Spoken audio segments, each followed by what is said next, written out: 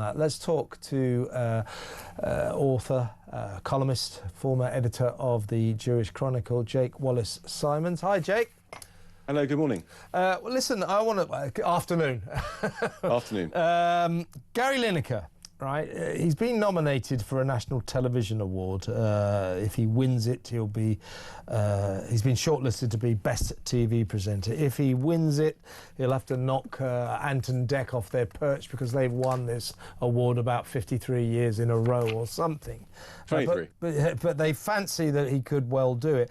What I'm saying, Jake, is that everybody seems to have already forgotten that Gary Lineker left the BBC early, was forced to leave early in a scandal over anti-Semitism. He posted, or he liked, a disgusting anti-Semitic, Jew-hating post on social media, apologised that he didn't quite realise what he was doing and didn't understand that the rat was a typical racist symbol depicting Jews by anti-Semites, all that stuff.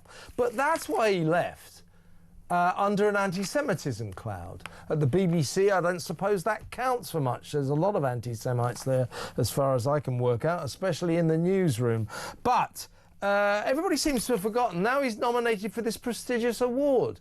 Now, I suppose to an extent you could say, well, his political views should be nothing to do with his talent as a presenter.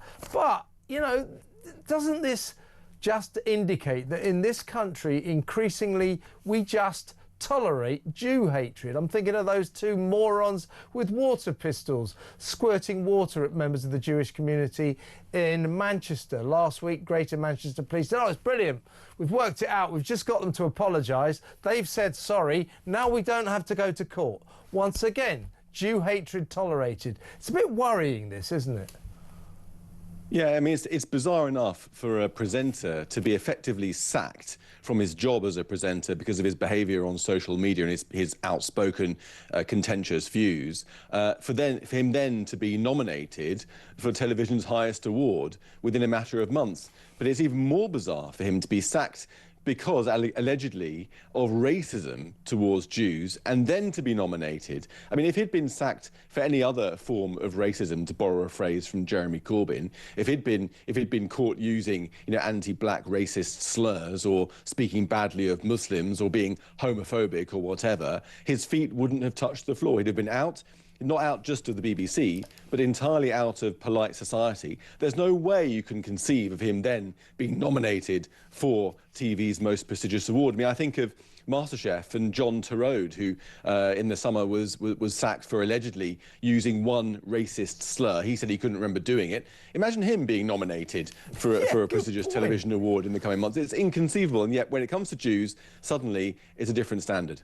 It really, really is. And as I said earlier, what's worrying about the BBC, don't forget they would have probably put him up as a potential nominee for this prestigious award. At the BBC, you know, I think it barely dawned on them that their Match of the Day presenter, who I think did the job for 26 years or something, barely dawned on them that actually this guy left the state broadcaster under a serious racist cloud, under an anti-Semitic cloud. I think they've completely forgotten. The National Television Awards seem to have forgotten. This is typical, isn't it?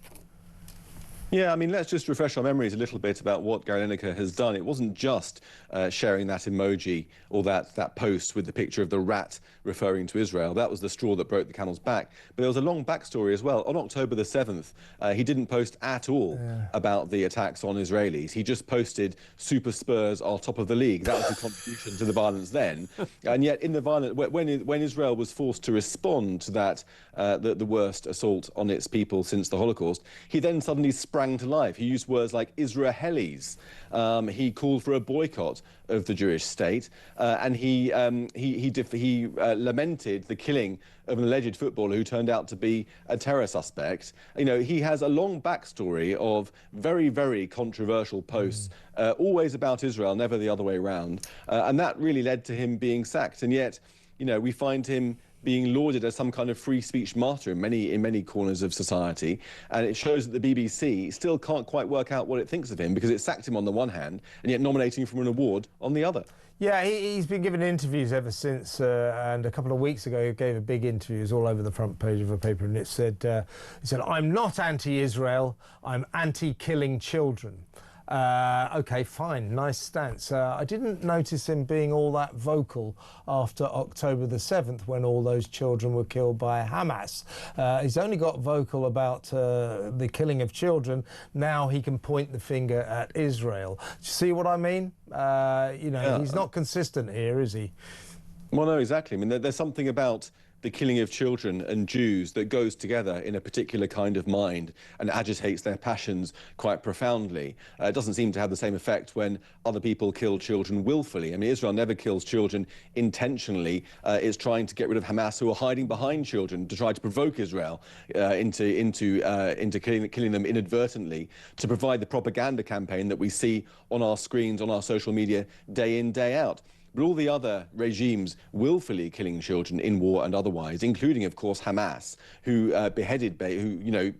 killed babies, killed children, killed toddlers, intentionally and wantonly on October the 7th, evoked no response whatsoever, no condemnation whatsoever from Gary Lineker and his ilk on the day itself. It really is quite obvious that there's only a certain sensitivity when it's a Jewish finger on the trigger. That's what gets people going, really. Exactly right. Meanwhile, the BBC Newsroom's atrocious anti-Israel bias continues apace. Jake, always good to talk to you. Thank you so much for your time. Jake Wallis Simons there, former editor of the Jewish Chronicle, author and prolific columnist as well.